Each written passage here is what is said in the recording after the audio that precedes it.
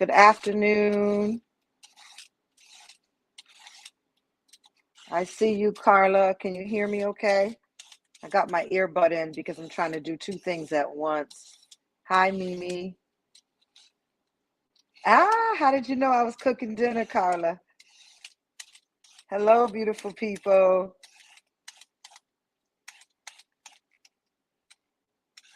All right, Carla, thank you. You're going to be my new intern. I'm looking for someone that's just like so bored with life. I remember at one time in my life, I was actually so bored with life. And not just with life, I was just bored. I had nothing inspiring going on, nothing to aspire to. Uh, and I was just bored. And I remember even crying and asking God, like, is there anything for me to do?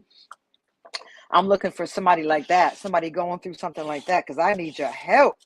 Hallelujah. I need help, like for real, for real. Somebody to man my phone, someone to book some appointments for me. I'm looking for somebody who's straight bored, willing to build, and we can make this a salary position. You're aggravated with life, Mimi. Oh, but that's why I came on here. Then I came on here for you, and I came on here for Carla. God bless y'all. So good to see people on Facebook and people on YouTube. Hello, hello.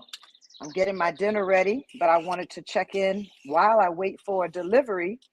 I wanted to check in because I said last week I would get back on and discuss anger, and my week was bigger than me, and I wasn't able to get back on. So please forgive me. Please, please, please forgive me. I am here getting dinner ready. Where do you send your resume? Ooh, send it to info@SuzanneMHoward.com. Hi, Mary Harris. I'll see you like really, really soon, won't I? We're going to have an awesome time at Mary's conference. Women, you should have gotten an email. I sent it out to everyone. You should have gotten an email.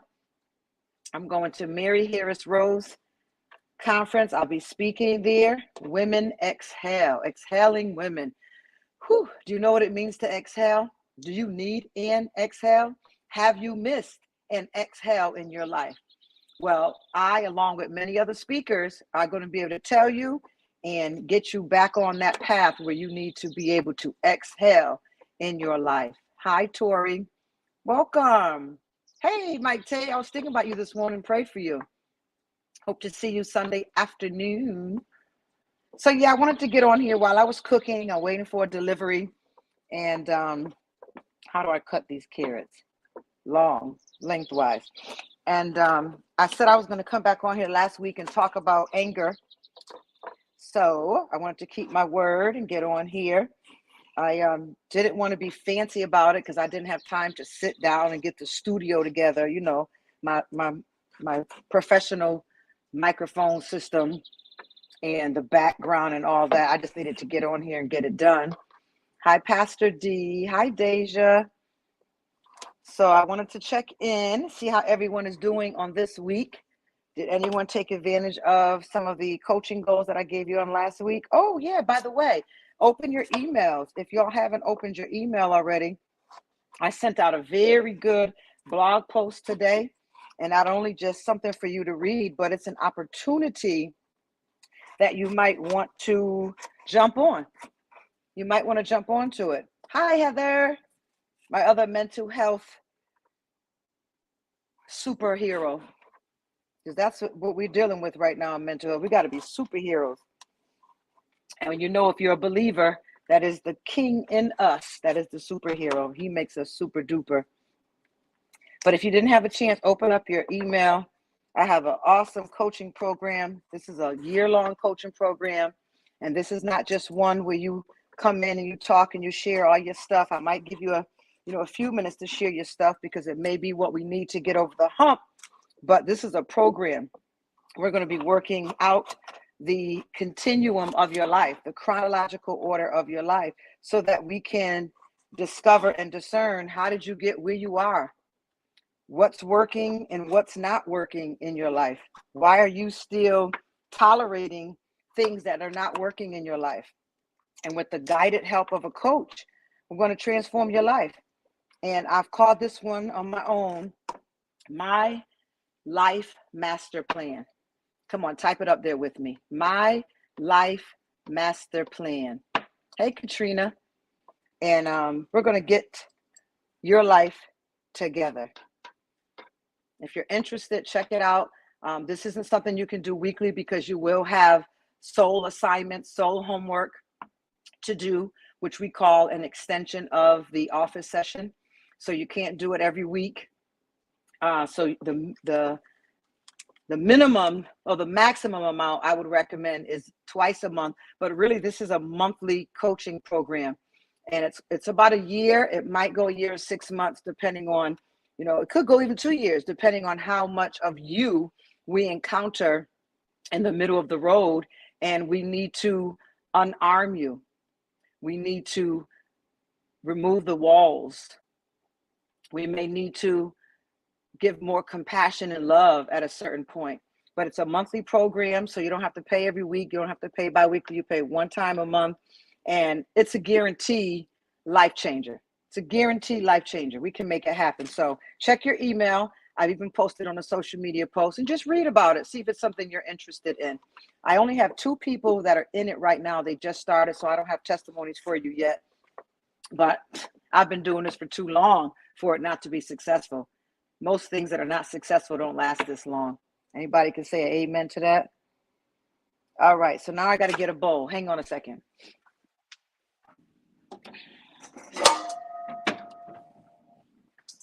I'm trying to cook while I'm on here. All right, thank you for you who just got on the website. Look at you wonderful people. It's so good to see you. It is really, really, really so good to see you. I got to get some more stuff. Hang on, y'all.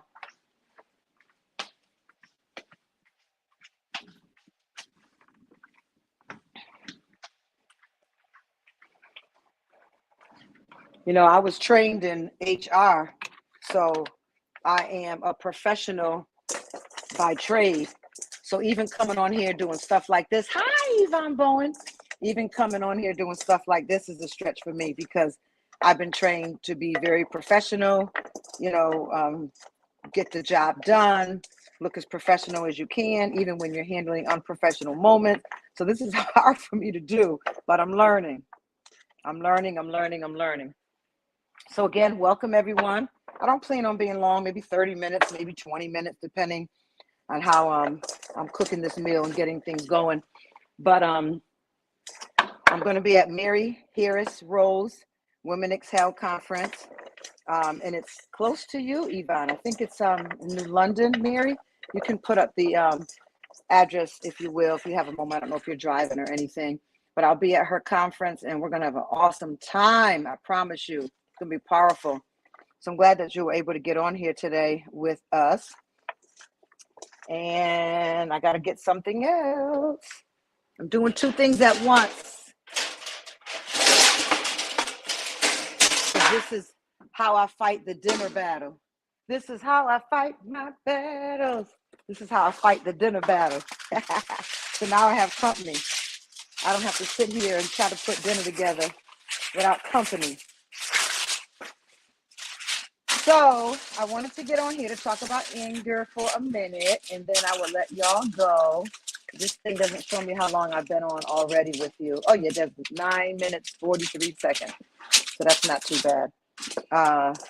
So if you're interested, if you've been wanting life coaching, maybe you started out with me and you started with counseling. Counseling is very different. It's very different because it's more listening for the majority of the time. And then we're feasible, we're advisable to try to give some alternative suggestions or try to give you a way to help you manage the destination of your mind. But this is, go ahead, Tori, she got her ticket. Hi, Sharon. But this is actually, it's life coaching. So it's going to transform your life. Its intent is to transform your life. Hold on, I got to cut these carrots up. Then I got to spread the carrots out on a single layer on a lightly oiled aluminum foil baking sheet. Let me get my stuff together. Got to get it together. All right. What else I gotta do? D Stern Sage. Golly, I picked a winner this week. I picked a winner recipe this week. Got a D Stern Sage. I got a sliced rainbow carrots in celebration of Pride Month. Got me some rainbow carrots. That was no plug. It just happened to fall that way. I was reading a post that someone posted who came out of the LGBTQ plus community. And I posted it on my page. Not that I'm against anyone who's living the life that they believe that is theirs. But I've always posted things where people are able to go against the norms. And this woman has gone against the norms. She said she is no longer homosexual. She didn't give any kind of like credit to God or anything like that. She just believes that she's no longer gay, that it was something to do with an identity and a personal issue for her. And she said she's celebrating Pride Month all month. And she was celebrating the fact that she was no longer in the Pride community. Interesting, right? But I posted it anyway. So how y'all doing?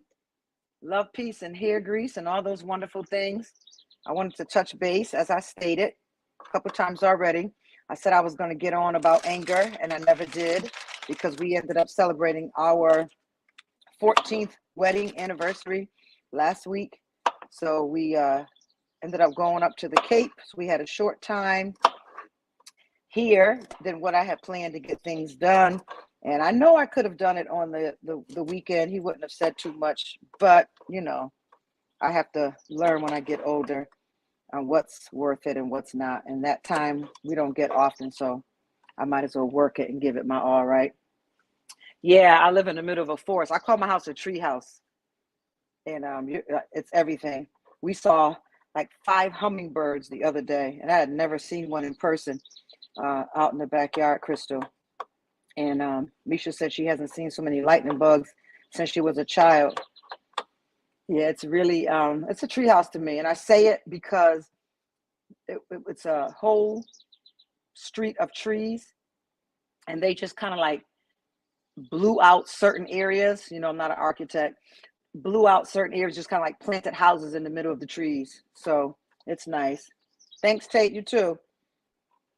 And so you hear all these things, and you know, it has its pros and its cons, because it's a lot of bugs. It's a lot of bugs. Even at night, it's a lot of bugs. Ants are all running through the house like, you know, we invaded their territory, which I believe we did. But anyway, let's chat for a second. I can delete these first 13 minutes of just saying hi and all that, just shooting the breeze. But let's talk for a minute about how you handle uncomfortable feelings. Thank you, Yvonne, doing the work. How do you handle when there's things that you want to say, but you don't give yourself permission to say them? How do you feel when you have to discuss your feelings? How do you feel when you discuss your feelings? How about this? Let's start it from the beginning. What's your thoughts when you need to discuss your feelings? A situation came up in life, a situation came up in a conversation with someone, and it's pulled on your feelings. You can feel it physically in your body that this conversation has a trigger. It has a thread attached to emotion in your body. So what is your thought? What kind of thoughts go through your mind when you are in the middle of a conversation and it pulls to some kind of feelings that you have about it, some kind of belief that you have about it? And then after thoughts comes emotions. What emotion goes through you in your mind when you are triggered with a feeling based on a conversation, based on a thought? That's why you're on my mind today, sweetheart. That's probably why I inboxed you. God is good. Because this is how the process works. You'll hear me say this for 7 years now, and you're going to hear me say it forever.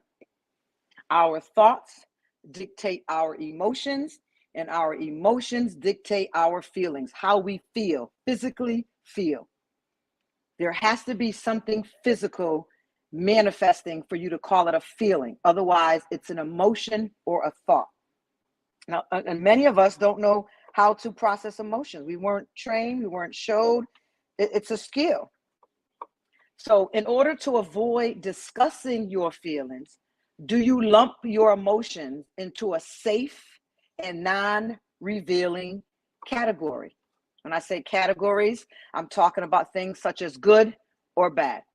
Do you categorize your feelings into categories of either good or bad? For example, instead of acknowledging that you feel happy, content, or in love, do you instead say, I feel good? Do you lump all of those feelings into one category? Instead of saying that you feel angry, depressed, or afraid, do you say that you feel bad? Most of us have only been trained in our cognitions of feeling and thought and emotion as good or bad. And that's why many people actually wish for and pray that emotions go away. Many people suppress them. Do you know that the most emotional person is the one who won't show them? Isn't that something? That's food for thought. The most emotional person is the one who refuses to show emotion. So I want to help you get out of the good and bad categories when it comes to feelings. Because if you do it, it could be a problem. Because when you don't have rich and descriptive words, a rich and descriptive vocabulary for things, your ability to appreciate and experience them is reduced. All right, Clary. I'm reading your comments. Good, Crystal. Yes, Diana. So this is for you. Now, this has nothing to do with the program that I talked about when I first came on. I'm introducing a new coaching program. It's a minimum 1-year commitment. It's a monthly basis. It's challenging, it's thought-provoking, and it's a lot of work in it. So go on my website, read the blog. I explained the program in its beginning stage on the blog. You can get some information about it. What we're talking about right now is anger. Anger. If you categorize all of your feelings into good or bad, you are reducing the expression of emotion that your body needs in order to be angry and sin not, in order to be angry and to be healthy. Good afternoon, Henry. How are you today? So let me just run this little list down for you real quick. In the past week, if you have had any of these feelings, these are feeling words. If you have had any of these feelings, I want you to type them up on the screen if you have time, if you're chilling. But if you're at work or driving and such, of course, don't do anything but listen. You can turn your phone down. You don't even need to look at me. All you have to do is just listen. If any of these words that you have been feeling in the past week, all right, let's go. Afraid, angry. I'm cooking dinner, so bear with me. Annoyed, anxious, ashamed, awful, bored. Oh, y'all with me. All right. I'm going to slow down then because y'all doing this.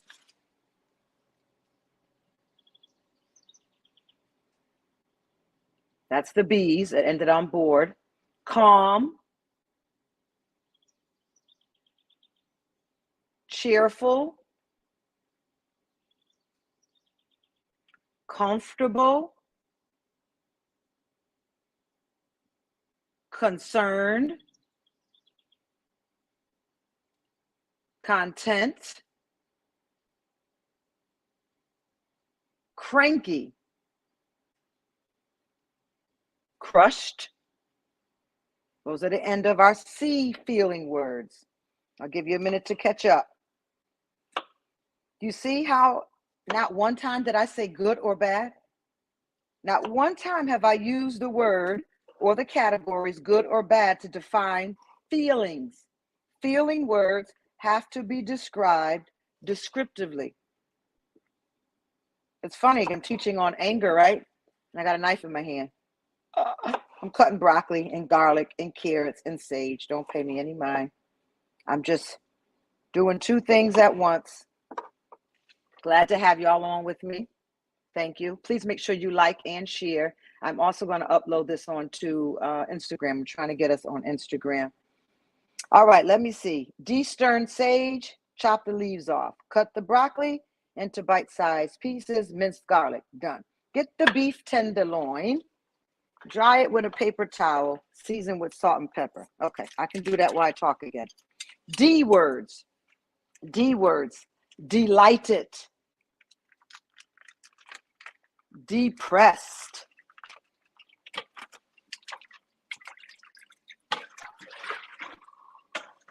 Disappointed. Ooh, anybody feeling disappointed? That's a hard one.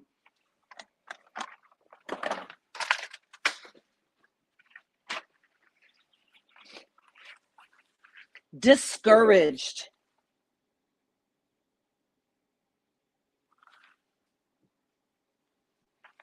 Absolutely, Yvonne, you got it.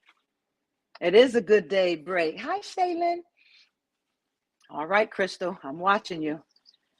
I said delighted, depressed, disappointed, discouraged. We'll go into our E feeling words. Ecstatic, embarrassed, excited. I do this oftentimes with my coaching clients, and sometimes I ask them to close their eyes. And they close their eyes because I want them to feel the word. I see discouraged, delighted, and disappointed. Oh, a lot of discouraged and disappointed. Father, I pray for these souls today that the spirit of joy will come upon them and laughter will come upon them. Frightened, frustrated, furious. Any of those. Frightened, frustrated, and furious. I like to have my dinner cooked every day by 2 p.m. So this is what I do. G words, G feeling words. Gloomy, grateful, great, guilty. Ooh, anyone feeling guilty? Nothing to feel bad about, but do not let guilt stay in you too long. It's not good. And people live and die with guilt. Guilt is a cancer-causing agent. It's as cancer-causing as regret is. Happy, heartbroken. All right, we got some grateful, even though y'all are disappointed and discouraged, you're grateful. All right. Happy, heartbroken, helpless, hopeless.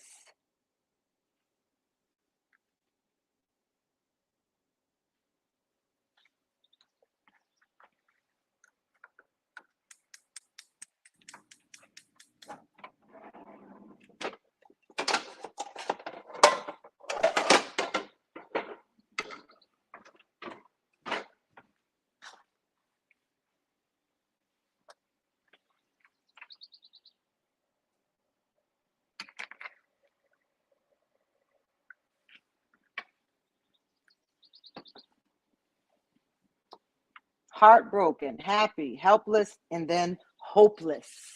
All right, I see you up there. Horrified.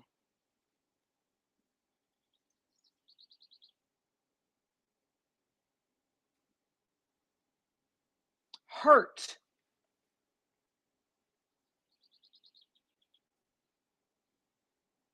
Impatient.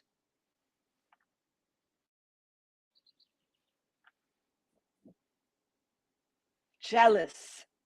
Hey, Donnelly. I keep trying to email you and your wife. If you ever have a free moment, just shoot me something back. I don't even know if you're getting those, but just shoot me something. I want to just know how you're doing. Horrified, hurt, impatient, jealous. It's okay to be jealous too. You don't have to be embarrassed or ashamed of being jealous.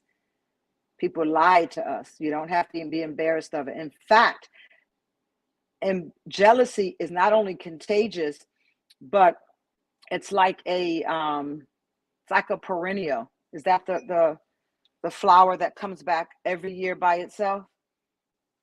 So that's something that you need to confess and discuss it, because in the long term, you will find out it's not really jealousy. Usually it's something else. So it has to be talked about. Talk it out with someone you don't have to be ashamed or embarrassed in front of. Joyful, jubilant. Maybe just on Sunday mornings, right? But all week, I suffer in privacy over jealousy or discouragement or impatience, or hopelessness. I suffer in private all week. And on Sundays, I'm able to be joyful and jubilant. How about mad and miserable? Hi, Jackie. Mad, miserable.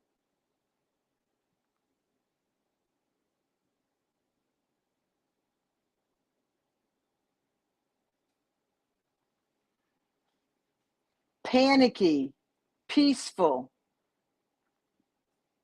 Can't have panic and peace. And if you do, that's a mood changer.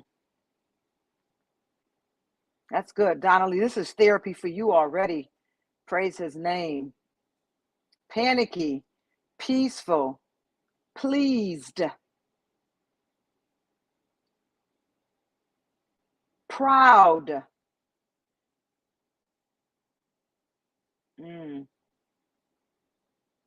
relaxed, sad,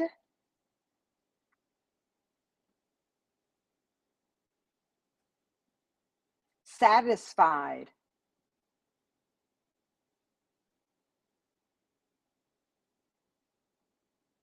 scared. I'm scared sometimes. Shy,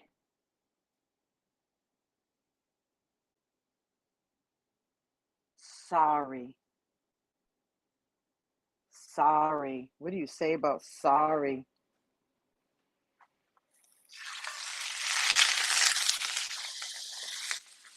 Sorry.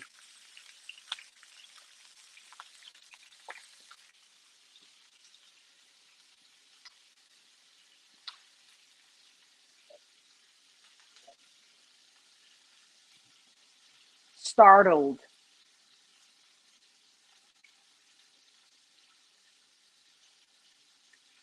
tense,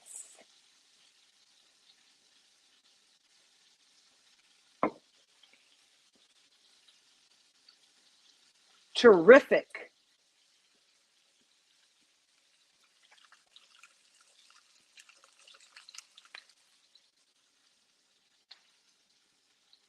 timid. Four more left. Uncomfortable,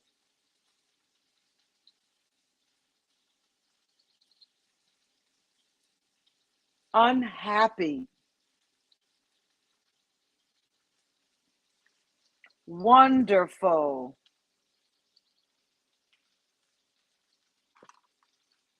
and worried. Worried.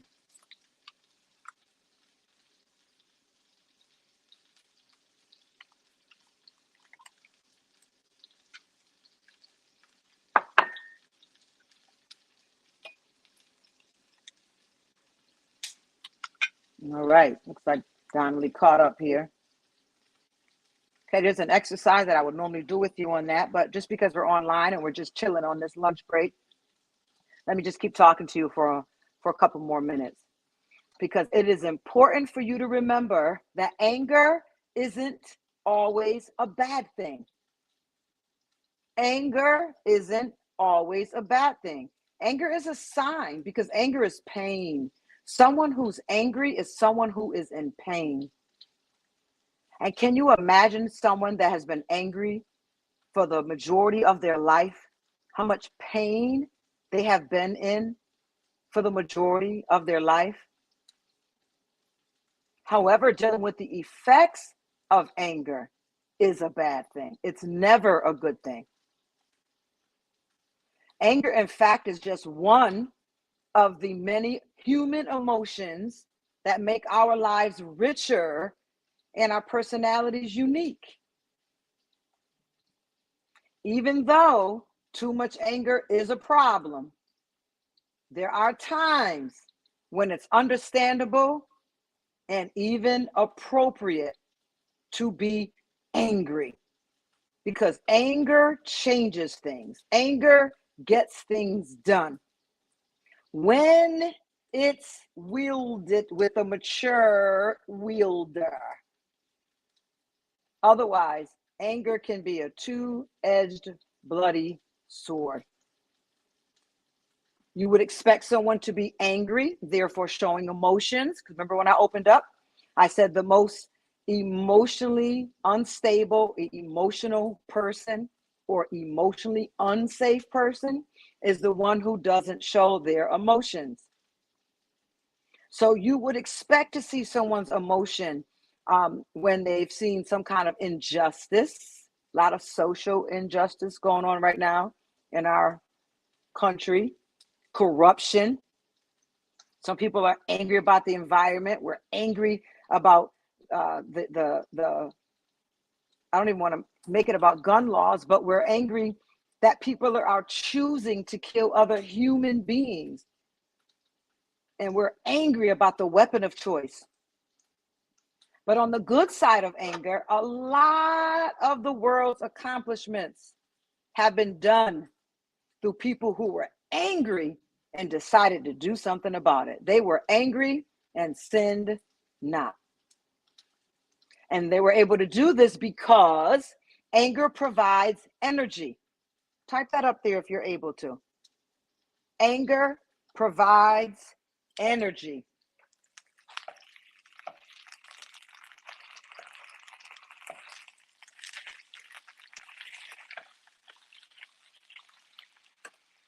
I'm searing my beef tenderloin while I'm on with y'all.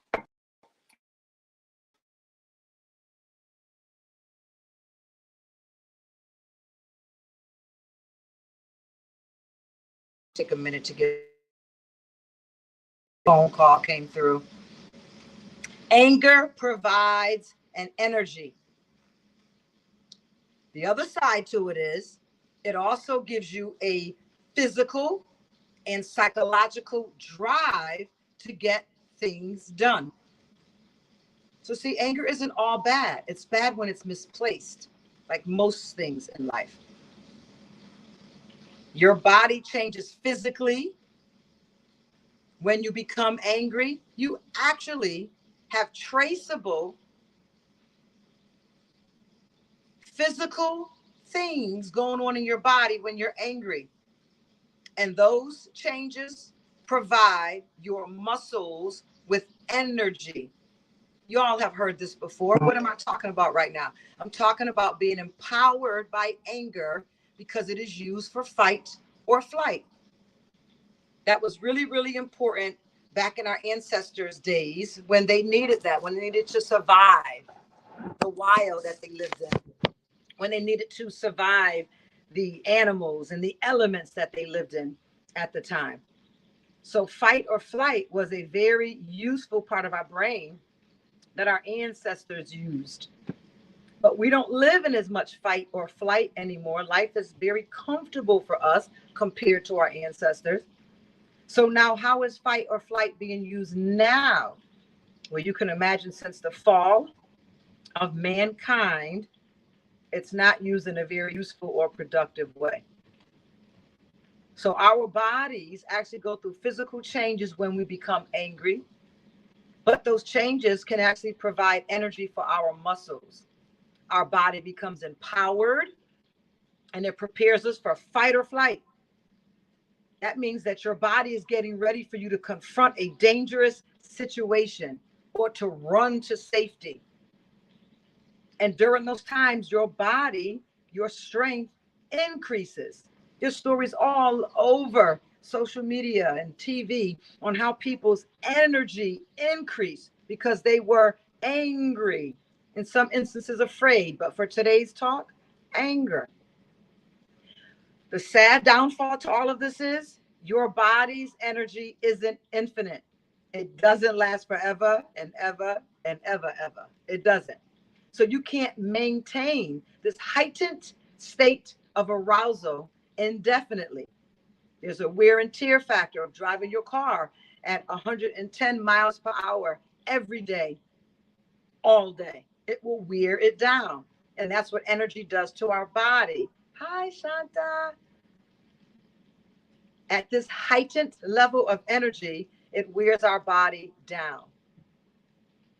And we will run out of energy. You probably noticed that after an argument, especially a heated argument with someone, that you are tired. Your energy is gone. You are drained.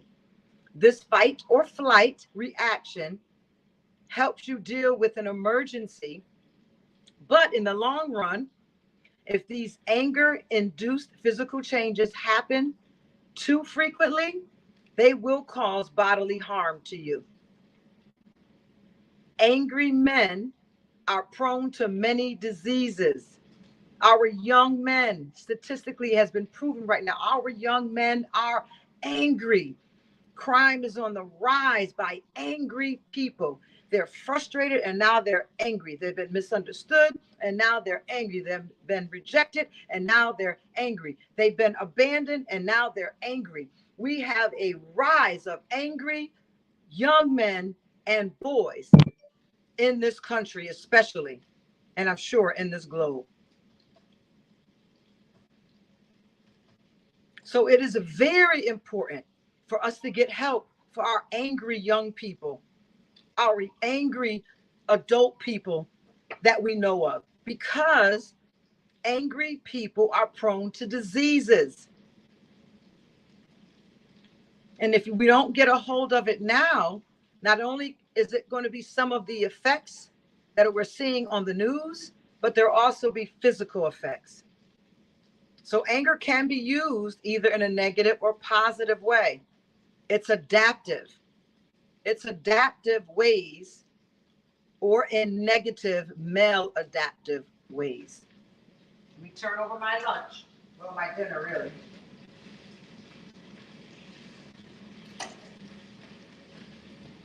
So directing your anger towards a goal or a project is an adaptive expression. We have to learn to turn our anger into an adaptive expression. It has been said by close friends of mine that when I am the angriest, I preach the best sermons, and they laugh about it. And I'm looking like they have no idea what I'm going through. And sometimes when I talk to some my close ministers or elders or loved ones on the weekends, and I'll just be, I'm angry and da, da, da, da, da, da. And they'll be like, woo, I'm coming to church Sunday. It's going to be off the hook. And they've been saying this for years for me. I have found a way to produce this energy that comes with emotion, and I have been able to direct it in the way that it should go instead of allowing anger to rule me. So I have been able to direct my anger in an adaptive expression. That's right, Katrina. Somebody put up an adaptive expression. Good, Dolores, and good, I see you. Arguing, cursing, or punching walls are maladaptive expressions. If anyone expresses energy in maladaptive ways that causes problems for the individual or those around them, you need to find a way, one, to regulate that energy. You need to redirect it into your work, into your assignment. A good way to redirect energy is in prayer to God. Woo, heavens move, angels show up. But when you're not able to redirect that anger into adaptive ways, you become maladaptive, and your choices to loose or redirect your anger, and it can be cussing, arguing, punching the walls, breaking the laws, getting into very addictive behavior and addictive practices.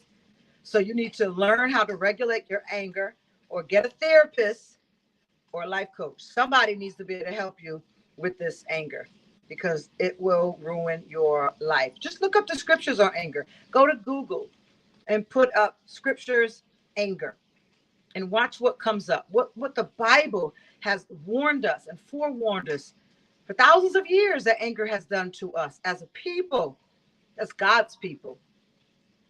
So I want you to think about those angry words, those angry those feeling words that you put up on the screen today.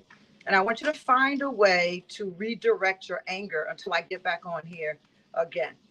Until I get back on here again, I want you to find a way to redirect those feeling words as we dive more back into anger. This weekend, I went away with a couple of couples, with two other couples for our wedding anniversary. And we've been working on something privately. What we've been working on is marriage mentorship. We have found out for us that doing marriage alone is hard. It's hard work. You need mentorships, not counselors. There's a difference. Mentors will always remind you, go home. Don't commit to that. Don't get involved in that. Remember this. The scripture says, can I pray for you? That's mentorship. Whereas counseling wants to get to the root of why you said what you said, who did what they did. It assumes that there is some illness or unskilled behavior that's being used. All we're talking about is mentorship. Because what we would like to do is we would like to then, once we feel we've gotten our stuff into a situation where we can mentor others, we want to go and grab another couple, each of us. And then hopefully after that, those couples can grab another couple. Because marriage is hard in this 21st century, in this ungodly world, and it's even harder alone. We used to have grandma and ma and them that would be there, and they would tell us the truth in love, whether it was me, their child, or their son-in-law. They would advise us, pray for us, counsel us, call and check on us. And we don't have that anymore. A lot of families, that has been broken down for the last century. So that is our goal, is to get our marriages in such a way that we are able to mentor others, and then have those that we mentor other couples, so that God can still continue to get the glory out of more ordained marriages, and not just the ones that are able to get through this 21st century of living as a Christian and following the Bible. So I've given you some tips to work out your anger. If you feel free, you can email me. It's on the screen. If you want to call me, you can call me. Remember, I'm going to be at Waiting Exhale conference, and also read your email. Go to my website and read the blog. That is a coaching program that I'd like to introduce to some of y'all who have never been coached with me, or those who have only been counseled with me. It's a minimum 1-year commitment, and you can just book once a month, or you can do twice a month if you're able to afford that.